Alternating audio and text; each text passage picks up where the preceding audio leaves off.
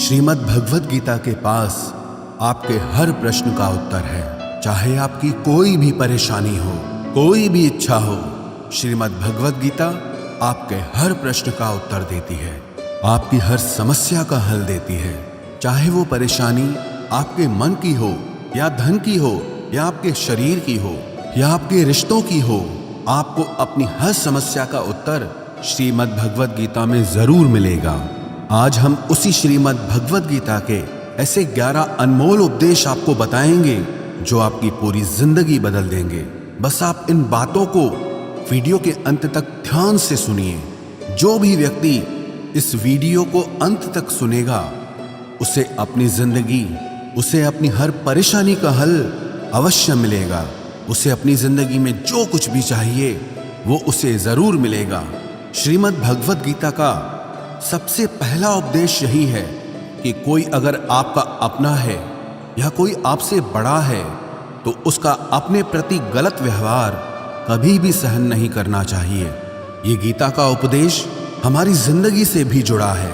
हम भी अपने मन की अधिकतर तकलीफों को ये सोचकर जिंदगी भर सहते रहते हैं कि ये तो मेरा अपना है, ये तो मेरा बड़ा है, इसको हम कैसे कुछ कह सकते हैं।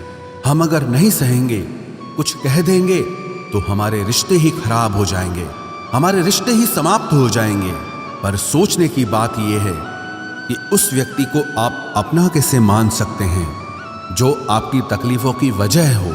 अपना तो वो होता है जो हमारी तकलीफों को दूर कर दे।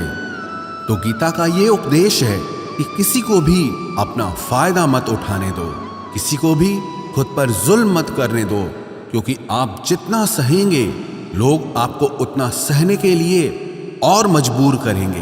गीता का पहला अध्याय जिसका नाम अर्जुन विषाद योग और दूसरा अध्याय जिसका नाम सांख्य योग है, उसके आरंभ में अर्जुन ने श्री कृष्ण के आगे अपना दुख प्रकट किया है कि हे केशव, मैं कौरवों से कैसे युद्ध कर सकता हूं? ये सब तो मेरे अपने ही हैं। मैं कैसे भीष्म पितामह और द्रोणाचार्य से युद्ध करूंगा, क्योंकि वो दोनों मेरे पूजनीय हैं। इसलिए इन गुरुजनों को मारने से तो अच्छा है मैं भिक्षा के अन्न को खाकर अपने जीवन का गुजारा करूं। और जिन कौरवों से मैं युद्ध करने जा रहा हूं वो सब धृतराष्ट्र के पुत्र मेरे भाई ही हैं, मेरे अपने ही हैं। इन सबको मारने से अच्छा है कि मैं सन्यासी बन जाऊं। तो श्री कृष्ण ने अर्जुन से कहा कि यहां कौन अपना है और कौन पराया है। जो अधर्म करता है उसके साथ युद्ध करना तुझे मोक्ष और मुक्ति देगा। तू अपने इस मन के मोह को त्याग दे, नहीं तो सारा जग तेरी निंदा ही करेगा, तुझे डरपोक कहेगा। बात अपने पराये की नहीं है, बात धर्म और अधर्म की है, बात सही और गलत की है। अगर तू गलत को सहेगा, उसका अंत नहीं करेगा, तो गलत करने वाले को और बल मिलेगा, वो और भी गलत करेगा। इसीलिए मन के मोह को त्याग करके तू युद्ध कर। महाभारत की एक और कहानी भी है। जब अर्जुन के पुत्र अभिमन्यु की युद्ध में मृत्यु हो जाती है तब अर्जुन बहुत दुखी होता है, रोने लगता है। वो श्री कृष्ण से कहने लगा कि मेरा पुत्र अभिमन्यु मर गया है, मैं ये दुख बिल्कुल भी सहन नहीं कर सकता, मैं भी अपने आप को समाप्त कर लूंगा। फिर भगवान श्री कृष्ण उसे आत्माओं के लोक में लेके गए, जहां अभिमन्यु आनंद से बैठा हुआ था, क्योंकि उसने क्षत्रियोचित व्यवहार किया, इसलिए उसे उत्तम पद की प्राप्ति हुई। जब अर्जुन अभिमन्यु के पास रोते रोते पहुंचा, अपने पुत्र को देखकर अर्जुन बहुत प्रसन्न हुआ। उसे गले से लगाकर कहने लगा कि हे पुत्र, तेरे बिना तो मैं जी ही नहीं सकता, मैंने तो अपने जीवन की आशा का ही त्याग कर दिया है। तो अभिमन्यु कहने लगा कि आप कौन हैं? अर्जुन बोला, मैं तेरा पिता हूं, तू मेरा पुत्र है अभिमन्यु। तो अभिमन्यु कहने लगा कि कौन पिता कौन पुत्र, मेरे हजारों जन्म हुए हैं, किसी जन्म में आप मेरे पिता बनते हैं और किसी जन्म में मैं आपका पिता बनता हूं। आत्मा का न कोई माता होता है न कोई पिता होता है। जब अर्जुन ने देखा कि मेरा पुत्र मुझे पहचान भी नहीं रहा तो उसका सारा मोह खत्म हो गया। इसलिए गीता के इस उपदेश को ठीक से समझ लो कि यहाँ कोई अपना पराया नहीं है। जो बुरे वक्त में तकलीफ के वक्त में हमारा साथ दे, सिर्फ वही हमारा अपना है, बाकी सब पराए हैं। गीता का दूसरा उपदेश यह है कि जो चला गया है कभी उसका दुख मत करो, और जो आने वाला है उसकी बिल्कुल भी चिंता मत करो। जब महाभारत का युद्ध चल रहा था तब अर्जुन ने श्री कृष्ण से कहा कि अगर यह युद्ध हुआ तो करोड़ों लोग मारे जाएंगे। जो सैनिक और योद्धा इस युद्ध में मारे जाएंगे उनकी स्त्रियों का क्या होगा, समाज कैसे आगे बढ़ेगा। और भी बहुत सी बातें अर्जुन ने विस्तार से कही हैं। तो भगवान श्री कृष्ण ने कहा, अशोच्यानन्व शोचस्त्वम प्रज्ञावादांश भाषसे गतासून अगतासूश्च नानुशोचन्ति पंडिताः। श्री कृष्ण बोले, हे अर्जुन, तू बड़ी बड़ी ज्ञानियों जैसी बातें करता है, लेकिन जो सच में ज्ञानी होता है, वो जो लोग मर चुके हैं, जा चुके हैं या एक दिन जाने वाले हैं, उनकी चिंता नहीं करता है, उनका दुख नहीं करता है। तेरे हाथ में कुछ भी नहीं है, तू चाहकर भी कुछ कंट्रोल नहीं कर सकता। जीवन और मरण ये तो प्रकृति की नियति है। इसीलिए जो ज्ञानी होता है वो किसी के मरने पर भी रोता नहीं है। ज्ञानी जन ना ही बीते हुए कल का शोक करते हैं और ना ही आने वाले कल की चिंता करते हैं। इसीलिए जो होने वाला है वो होकर ही रहता है, और जो नहीं होने वाला है वो कभी नहीं होगा। ऐसा निश्चय जिसको समझ में आ जाता है, जिसकी बुद्धि में आ जाता है, उसे कभी कोई चिंता नहीं सताती, कोई दुख नहीं सताता। हमारे सारे दुखों का कारण ही यही है। या तो हम जो वक्त गुजर चुका है उसे सोच सोचकर परेशान होते रहते हैं, या भविष्य की चिंता कर करके खुद को बीमार कर देते हैं, नष्ट कर देते हैं। गीता का ज्ञान हमें यही सिखाता है कि ना तो हम बीता हुआ कल बदल सकते हैं और ना ही आने वाले कल पर कंट्रोल कर सकते हैं। हमारे हाथ में सिर्फ वर्तमान है, सिर्फ आज का ही पल है। हमारा 98% तनाव और चिंताएं भूतकाल और भविष्यकाल के बारे में सोचते रहने से होता है। हम हमेशा उसी में ही जीते रहते हैं, मगर वर्तमान में कभी नहीं जीते, इस पल को कभी नहीं जीते। जब आप वर्तमान का पूरा आनंद लेना सीख जाओगे, तभी आपकी जिंदगी से तनाव कम होगा, चिंताएं खत्म होगी। वर्तमान में जीना एक बहुत बड़ी उपलब्धि है। हमारे हाथ में भी सिर्फ आज का ही पल है। हमें जो भी करना है आज ही करना है। कभी भी ये सोचकर समय को नष्ट नहीं करना चाहिए कि अभी मेरे पास बहुत समय बचा है। एक गुरुजी ने अपने एक शिष्य को पारस का पत्थर दिया। उनका वो शिष्य बहुत आलसी था, हर काम को कल पे टाल देता था। तो गुरुजी ने उसे कहा कि मैं तुझे ये पारस पत्थर दे रहा हूं। इस पारस पत्थर से जब तू लोहे को स्पर्श कराएगा तो वो लोहा स्वर्ण बन जाएगा, सोना बन जाएगा। और ये पारस पत्थर मैं तुझे 1 महीने के लिए दे रहा हूं। जब 1 महीना समाप्त हो जाएगा तब मैं तुझसे ये पत्थर वापस ले लूंगा। तब तक तू इस पत्थर को अपने पास ही रख। गुरुजी का वो शिष्य बाजार में लोहा खरीदने के लिए गया। जब बाजार में वो लोहा खरीदने पहुंचा तो उसे लोहे का वो रेट बहुत महंगा लगा। उसने कहा थोड़े दिन रुक के ले लूंगा, जब लोहे का रेट कम हो जाएगा। पर उसकी बुद्धि में ये बिल्कुल नहीं आया कि इस लोहे को मैं सोना बनाकर बहुत अधिक धन बना सकता हूं। लेकिन उसके मन की सुस्ती, उसके मन का आलस्य, उसकी वजह से उसने उस काम को कल पे टाल दिया। ऐसे ही करते करते पूरा महीना समाप्त हो गया।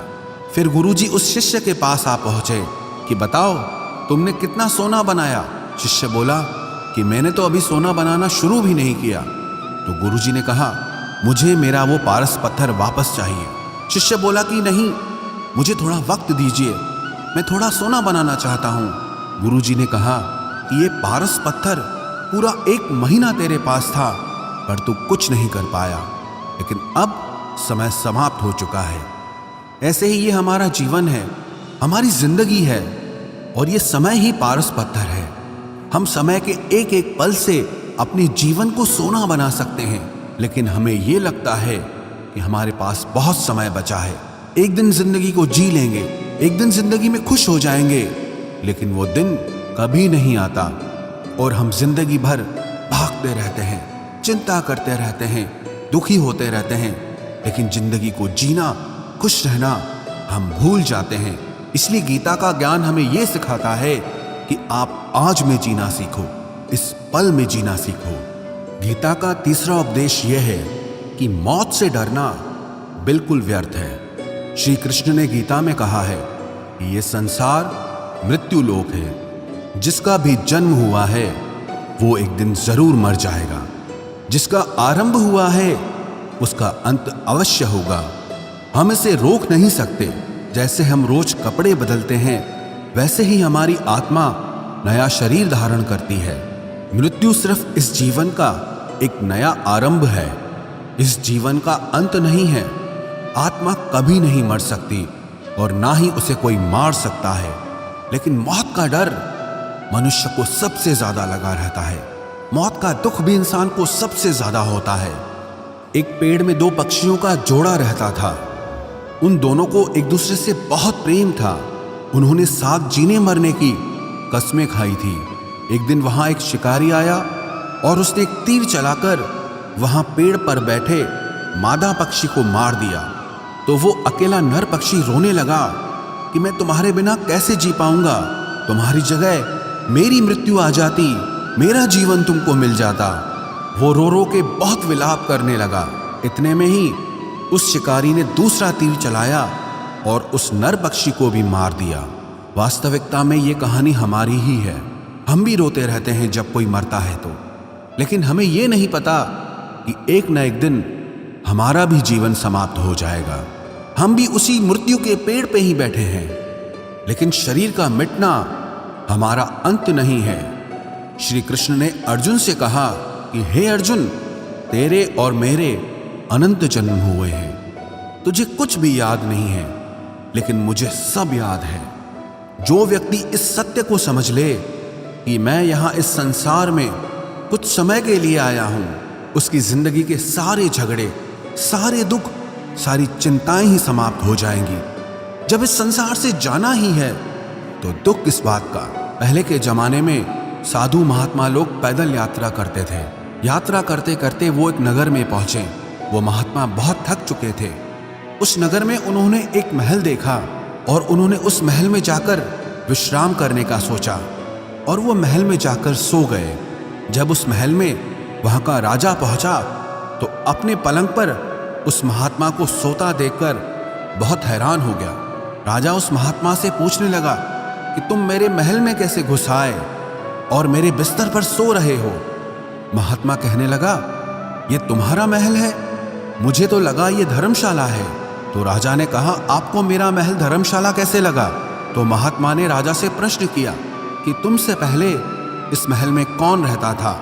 तो वो राजा बोला कि मुझसे पहले मेरे पिता यहाँ पर रहते थे और उससे पहले मेरे दादाजी यहाँ पर रहते थे। तो महात्मा ने फिर प्रश्न किया कि क्या तुम इस महल में हमेशा रहोगे या तुम्हारे बाद कोई और रहेगा? तो राजा कहने लगा कि मेरे बाद मेरा पुत्र इस महल में रहेगा। तो महात्मा राजा से कहने लगे कि जिस जगह पर रहने वाले बार बार बदल जाते हों उसे घर कैसे कह सकते हो? वो तो धर्मशाला ही है। इसीलिए तेरे महल को धर्मशाला समझकर मैं इसमें रात बिताने के लिए आ गया। धर्मशाला जान जग को, जीव सब मेहमान है। मोह किससे मत करो, सब स्वप्न का सामान है। यदि हम भी इस बात को समझ लें कि हम यहाँ कुछ समय के लिए आए हैं, आनंद करने के लिए आए हैं, खुश रहने के लिए आए हैं, तो हमारे सारे दुख ही समाप्त हो जाएं। जब हम अपना मोह यहाँ जमा लेते हैं, अपना दावा यहाँ जमा लेते हैं कि ये मेरा है, इसे मैं छोड़ नहीं सकता, इसके बिना मैं जी नहीं सकता, तो हमारा जीवन दुखों से भर जाता है। इसलिए जीवन में मृत्यु का भय त्याग करके जीवन का प्रतिपल आनंद लेना चाहिए। गीता का चौथा उपदेश, मन और विचारों को कंट्रोल किए बिना जीवन में कभी शांति और सुकून मिलने वाला ही नहीं है। अर्जुन ने श्री कृष्ण से कहा कि मेरा मन सही गलत सब कुछ जानता है, फिर भी मेरे विचार और मेरा मन मुझसे कंट्रोल नहीं होता। मैं जो करना चाहता हूं वो कर नहीं पाता हूं। और जो नहीं करना चाहता हूं वो मेरा मन मुझसे जबरदस्ती करवाता है। इसीलिए मैं बेचैन हो गया हूं, मुझे शांति प्राप्त नहीं हो रही। तो श्री कृष्ण ने अर्जुन से कहा, उसके लिए तुझे अपने मन और विचारों से डिटैच होकर अपने मन और विचारों को सही दिशा में ले जाने की प्रैक्टिस करनी होगी, अभ्यास करना होगा। और ये एक दिन का काम नहीं है। जब तक तू अपने मन और विचारों की गुलामी का त्याग नहीं करता, तब तक तुझे जीवन में कभी शांति नहीं मिलेगी। एक राजा था, वो बहुत बेचैन और परेशान रहता था। एक दिन वो अपने गुरुजी के पास गया और उनसे कहने लगा कि मेरा मन बहुत बेचैन है, मैं बहुत परेशान हूँ, मैंने पूरे संसार को जीत लिया है, सब कुछ है मेरे पास, पर मैं खुश नहीं हूँ, मेरे मन में सुकून नहीं है, शांति नहीं है। तो गुरुजी ने राजा से कहा कि तुम्हारे नगर में अगर कोई ऐसा व्यक्ति है जिसने सुकून को प्राप्त कर लिया है, शांति को प्राप्त कर लिया है, तुम उसका एक बार कुर्ता पहन लो तो तुम्हारे जीवन में भी शांति आ जाएगी। राजा बहुत प्रसन्न हो गया कि ये तो बहुत आसान काम है। वो अपने राजमहल में आया और राजसभा में वो सबसे कहने लगा कि आप लोगों में से जो भी शांत हो चुका हो, जिसे सुकून मिल गया हो, वो अपना कुर्ता मुझे दे दे। वो बदले में जितना भी धन मांगेगा मैं उसे दे दूंगा। सब लोग एक दूसरे का मुंह देखने लगे। पैसों का लालच आया, लेकिन सबको एक दूसरे की सच्चाई पता थी, क्योंकि किसी की जिंदगी में भी शांति और सुकून नहीं था। सब अपना सर झुकाकर वहां पर खड़े हो गए। फिर उस राजा ने पूरे नगर में ढिंढोरा पिटा दिया कि जिसे भी शांति प्राप्त हो चुकी हो, सुकून प्राप्त हो चुका हो, वो मेरे पास आकर अपना कुर्ता दे दे। वो जितना कहेगा उससे उतना ही धन दिया जाएगा। लेकिन एक भी व्यक्ति ऐसा नहीं मिला जिसे शांति प्राप्त हो चुकी हो। वास्तविकता में जब कोई मरता है तब हम कहते हैं कि वो फलां व्यक्ति आज शांत हो गया। कभी किसी जिंदा इंसान के लिए नहीं सुना कि एक जीता जागता इंसान शांत हो गया है।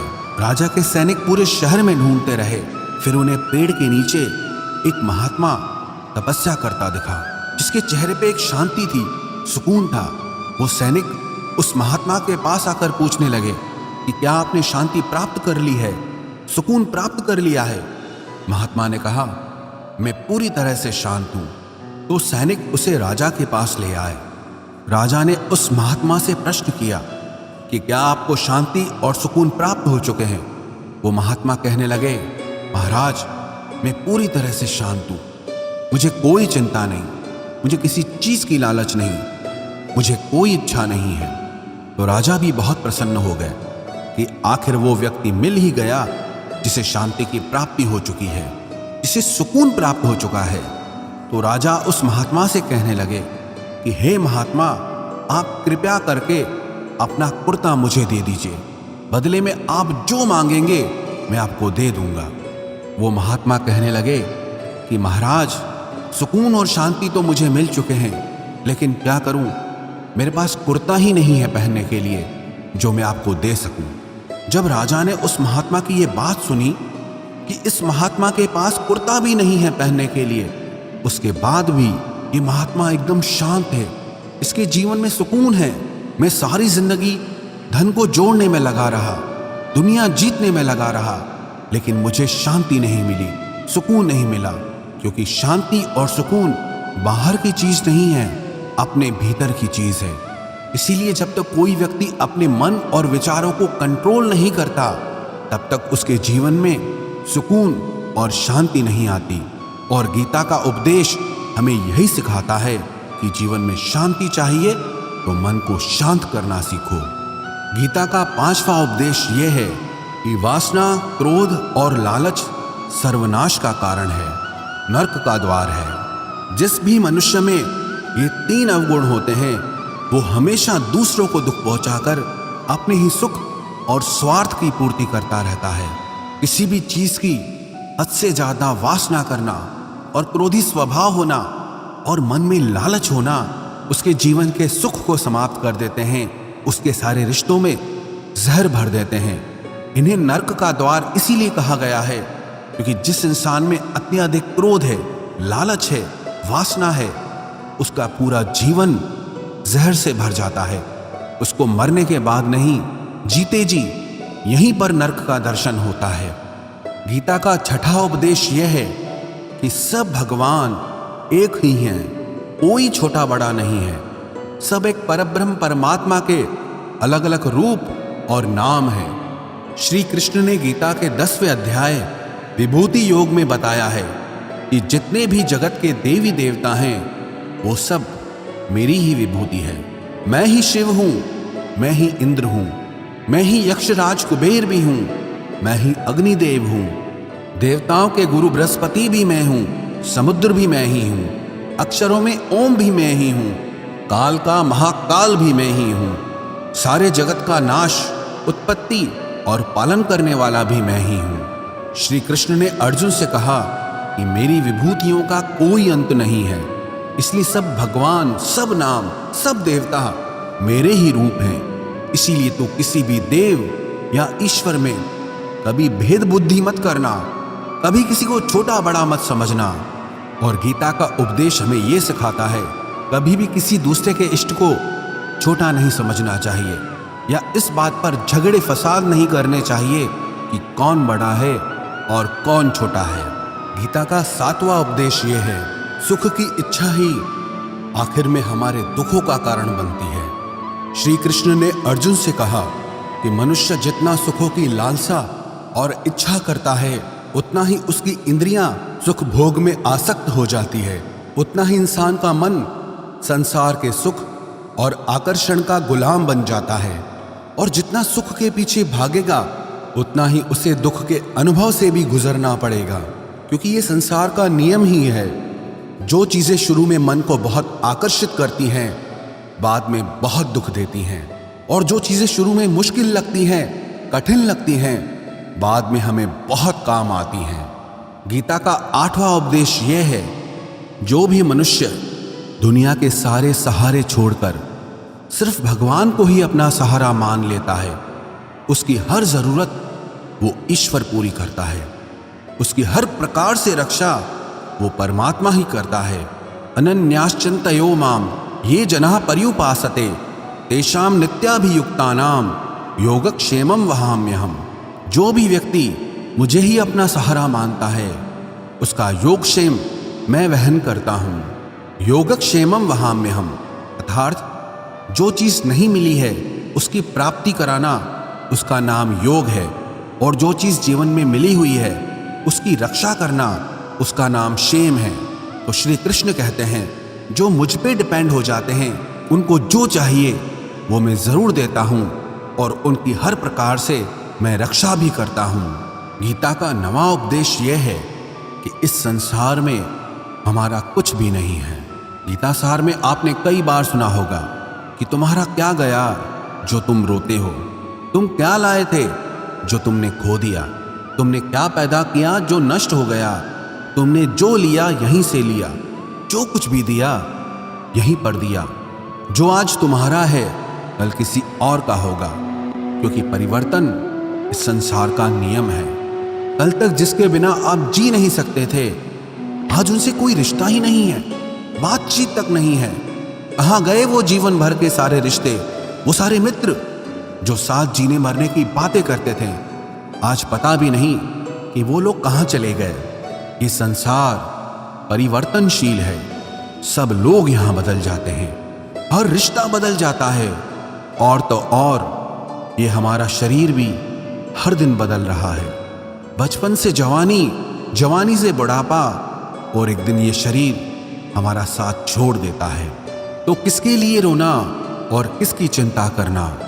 हम सारी जिंदगी चीजों को, रिश्तों को, जिंदगी को बनाने में, सजाने में, संवारने में लगे रहते हैं, लेकिन एक दिन सब कुछ बिखर जाता है। सारी जिंदगी जिस संपत्ति, जिन रिश्तों के लिए हम लड़ते रहते हैं, एक दिन सब कुछ छोड़ करके हमें इस दुनिया से जाना पड़ता है। गीता का 10वां उपदेश हमें यह सिखाता है कि किसी से भी हद से ज्यादा मोह कभी मत करना। श्री कृष्ण ने गीता का पूरा ज्ञान ही अर्जुन के मोह को नष्ट करने के लिए कहा है। ये मोह ही है जो इंसान को सबसे ज्यादा रुलाता है। मोह इतना बलवान है कि शेर जैसे इंसान को भी गीदड़ बना देता है। जो अर्जुन युद्ध में देवताओं से भी जीत गया, पर अपने रिश्तेदारों को युद्ध में देखकर उसका हाथ कांपने लगा। वो बोला, हे केशव, मेरे हाथ में धनुष पकड़ने की ताकत भी नहीं बची है, मेरे हाथ कांप रहे हैं, मैं युद्ध नहीं कर पाऊंगा। ये मोह इतना पेनफुल होता है जिसकी पीड़ा ना सह पाने के कारण कई लोग अपनी जिंदगी खत्म कर देते हैं, आत्महत्या तक कर लेते हैं कि उस व्यक्ति के बिना हम जी नहीं पाएंगे। जीवन में किसी से भी हद से ज्यादा मोह करोगे तो जीवन भर पीड़ा का ही सामना करना पड़ेगा। जो व्यक्ति अपने मोह से बाहर नहीं आता, उसका सब कुछ उससे छिन जाता है, उसकी सारी खुशी खत्म हो जाती है। इसीलिए गीता का ज्ञान बार बार यही सिखाता है कि अपने मन के मोह को त्याग करके आप बलवान बनो, बुद्धिमान बनो, सत्य के दर्शन करो कि वास्तविकता क्या है। क्योंकि हमारा मोह हमें हमेशा झूठ ही दिखाता है, झूठ पे ही विश्वास दिलाता है और दिल में झूठी उम्मीदें जगाता है। और ये ही हमारे दुखों का सबसे बड़ा कारण है। हम ही मोह कर लेते हैं, हम ही लोगों से उम्मीदें लगा बैठते हैं, पर वास्तविकता बिल्कुल अलग होती है। लोग वैसे नहीं होते जैसे हम मान लेते हैं, जैसा हम समझ लेते हैं, क्योंकि मोह के कारण हमें सच्चाई नहीं दिख पाती, लोगों का असली चेहरा नहीं दिख पाता। इसीलिए गीता का उपदेश हमें यह सिखाता है कि जीवन में अगर आनंद और प्रसन्नता से रहना है तो किसी में भी हद से ज्यादा मोह कभी मत करना। गीता का 11वां उपदेश ये है कि इस दुनिया में अगर आए हो तो दुख तो मिलेगा ही मिलेगा। दुख से कभी घबराना मत, दुख से कभी डरना मत। श्री कृष्ण ने गीता में कहा है कि ये संसार दुखालयम अशाश्वतम है, अर्थात ये संसार दुखों का घर है। जैसे औषधालय में औषधि मिलती है, पुस्तकालय में पुस्तकें मिलती है, चिकित्सालय में चिकित्सा होती है, वैसे इस संसार को भी श्री कृष्ण ने एक नाम दिया है, दुखालय, जहां पर दुख मिलता हो। दुख तो यहां हर किसी के जीवन में आता ही है, लेकिन अगर दुख आया है तो सुख भी आएगा। इसीलिए दुख से कभी डरना नहीं चाहिए, क्योंकि ये संसार दुखालय भी है और अशाश्वत भी है। अशाश्वत का मतलब ही यही होता है कि यहाँ परमानेंट कुछ भी नहीं है, यहाँ सब कुछ बदल जाता है। दुख सुख में बदल जाता है और सुख दुख में बदल जाता है। सम्मान अपमान में और अपमान सम्मान में बदल जाता है। खुशी दर्द में और दर्द खुशी में कभी भी बदल जाती है। जीत हार में और हार जीत में, जहाँ कभी भी कुछ भी बदल सकता है। कुछ भी परमानेंट नहीं है, ना ही हम परमानेंट हैं, ना ही हमसे जुड़ी कोई चीज यहाँ पर परमानेंट है, क्योंकि ये संसार अशाश्वत है, शाश्वत नहीं है। यहाँ सब कुछ बदलने वाला है, यहाँ कुछ भी परमानेंट नहीं रहेगा। तो आपका दुख भी परमानेंट नहीं रहेगा, इसीलिए दुख से कभी भी डरना नहीं चाहिए। गीता का ये उपदेश हजारों साल पुराना है, लेकिन आज भी नए से नया है।